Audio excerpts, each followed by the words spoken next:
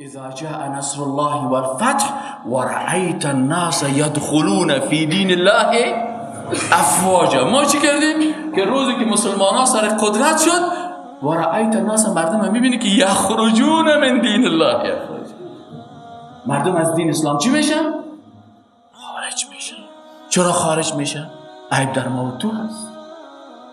عیب در ما و تو هست که ما نتانستیم که عقیده اسلامی رو به او برسانیم، نتانستیم اخلاق اسلامی رو برای او تمثیل بکنیم، نتانستیم معامله اسلامی رو. در اندونزیا گفتن وقتی که رهبر مسلمان ها بود، چند نفر تجار مسلمان کجا میریم؟ گفت میریم در اندونزیا، در این منطقه جزیره جاوا بیا میگفتن. گفت اینجا میریم چی میکنیم؟ تجارت. وقتی کنون مال خود بردن در میدان ماندن، مردم کافر بودن، از پیش تجار مسلمان سودا میخرن. وقتی که سودا رو میگرفت، ایتی است، تکه است، از کجا آوردی؟ از فلانی جای. متر چند است؟ متر 100 روپیه. این تکه چی دیگه؟ این متر 50 روپیه. این تکه و این تکه خو یک چیز است. نه صاحب، دکاندار برش میگه این تکه ما 50 روپیه به خاطر از است، عیب داره.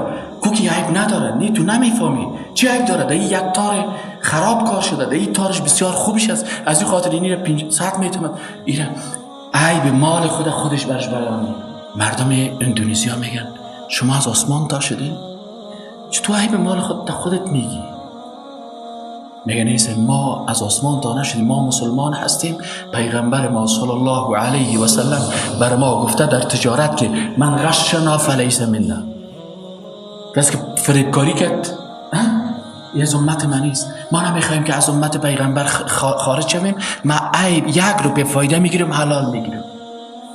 مردم اندونزیا را شما تاریخ اسلام در اندونزیا، در مالزیا، همین کشورهای جنوب شرق آسیا را شما ببینین. مالزیا، اندونزیا، فیلیپین، جنوب تایلند، مسلمان از نرسای کنه. اکثریت از اینا توسط تجارای مسلمان چی شدن؟